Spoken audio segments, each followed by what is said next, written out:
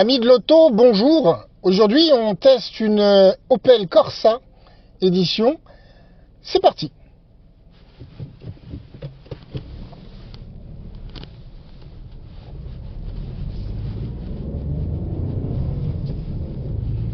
Ce modèle est un moteur essence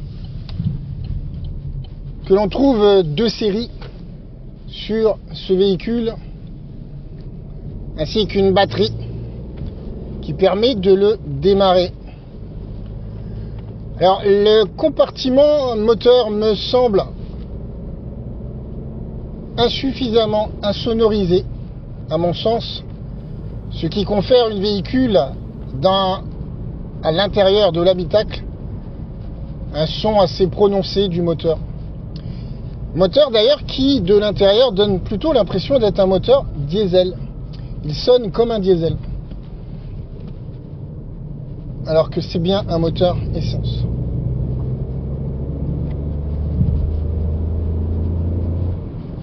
Alors, c'est un petit 1,2 litre de volume dans la chambre de combustion, qui développe une centaine de chevaux lancés au grand galop.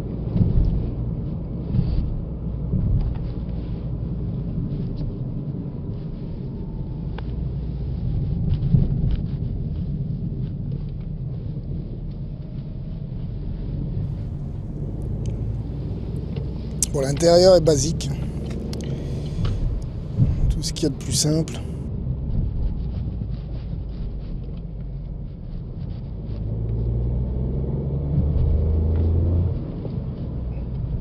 Je ne sais pas si vous entendez le moteur.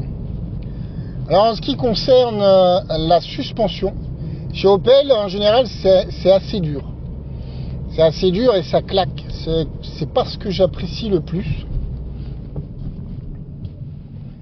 Car même sur une petite plaque d'égout, une simple plaque d'égout, qui aurait un petit déport d'enfoncement, eh bien, ça claque comme si on avait un bruit de rotule. Je trouve pas ça très agréable. Tout comme le tableau de bord et l'écran qui est tout de même assez large, mais basique.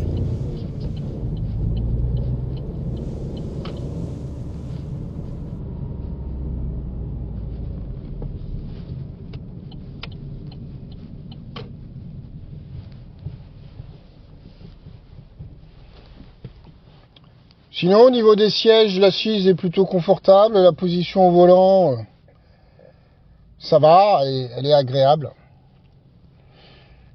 Pour les personnes, en tout cas comme moi, qui aiment bien se sentir un petit peu allongé dans la voiture.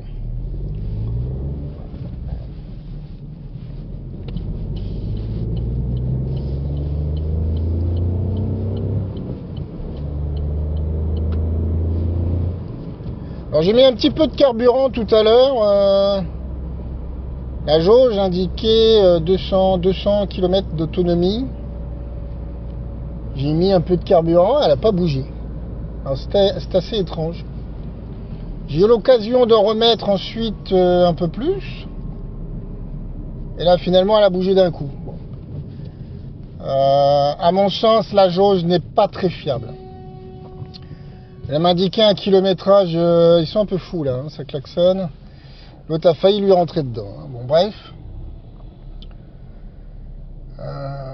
Elle indiquait une autonomie qui ne correspondait pas par rapport non plus au trajet que je venais de faire. Comme si elle n'avait pas bougé, quoi.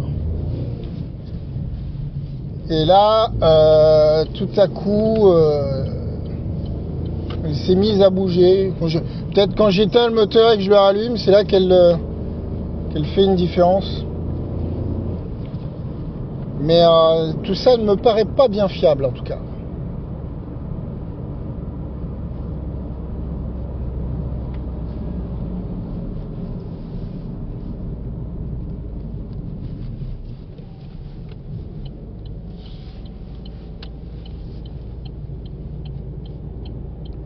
Au niveau de la direction,